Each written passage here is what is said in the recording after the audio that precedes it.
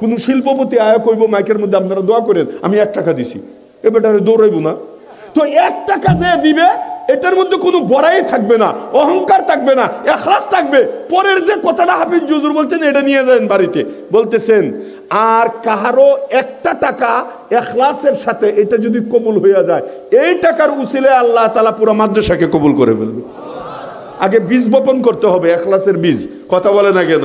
দেখেন বড়দের কালামুল মুলুক, মুলুকুল কালাম, বড়দের কথা কথারও বড়, বড়দের কথা কথারও বড়।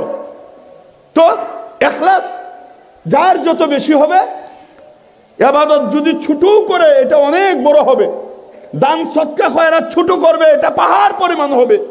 এই জন্য এখানে বলা হয়েছে ওয়া ইউযিমু লাহু আজরা, আল্লাহ পাক রব্বুল আলামিন তোমার নেকিগুলোকে অনেক অনেক বড় করে দেখাবে। এই জন্যই তো হাদিস শরীফে